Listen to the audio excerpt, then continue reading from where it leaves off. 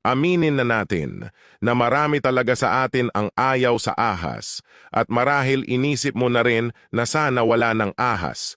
Ngunit ano nga ba ang mangyayari kung patayin natin ang lahat ng ahas sa mundo? Oo, tama ang narinig mo.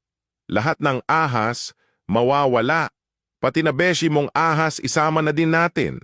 Pero bago tayo magpasya, alamin muna natin kung ano ang epekto nito sa ating planeta. Una, hindi magiging madali ang pagpatay sa mga ahas. Ang mga ito ay may kakaibang kakayahan tulad ng pagsagap ng tunog gamit ang kanilang balat, pagkakita ng init gamit ang infrared vision, at pang-amoy gamit ang kanilang dila. Hindi rin sila madaling malamig dahil kahit na sa matinding lamig tulad ng mga Burmese python sa Florida, natututo silang mag-adapt at dumami. Pero sige, pagpalagay na natin, kung sakali mang magtagumpay tayo sa pagpatay sa lahat ng ahas, gamit ang bioweapon tulad ng snake fungal disease, ano ang magiging epekto nito sa ating kalikasan? Una, tataas ang populasyon ng mga daga, ibon, at amphibians tulad ng mga palaka. Magiging masaya sila sa simula pero hindi magtatagal ay mag-aagawan na sila sa pagkain.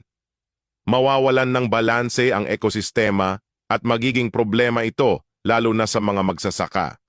Mas dadami ang mga peste sa kanilang mga taniman at mas tataas ang pangangailangan sa pesticides. Ang resulta, mas mataas na presyo ng pagkain para sa atin lahat at kailanman ay panaginip na lang nating mga Pinoy ang 20 per kilo na bigas. Hindi lang iyon, bago natin ipagpatuloy ang ating video, kung ikaw ay mahilig sa mga larong madaling pagkakitaan, subukan nyo itong 1xBet. Ganito lang kadaling manalo, pumili ng game. Yung sa akin pipiliin ko ang Swampland.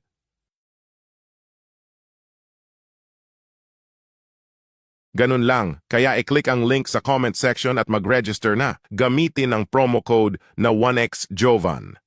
Sa pag-cash in, pwede kang gumamit ng GCash at iba pang options at maaari kang makakuha ng up to 12,000 pesos na bonus sa unang cash in mo pa lang. At sa pag-withdraw, pwede ka ring gumamit ng GCash at iba pang options. Ganun lang kadali, kaya bet na ang mga daga na magdadala ng mga sakit tulad ng bubonic plague ay maaaring muling lumaganap. Isipin mo ang pagbabalik ng salot sa modernong panahon. Pangalawa, maraming hayop ang mawawalan ng pagkain dahil sa pagkawala ng mga ahas. Ang mga boars, mongooses, at mga ibon tulad ng mga uwak at agila ay umaasa sa mga ahas.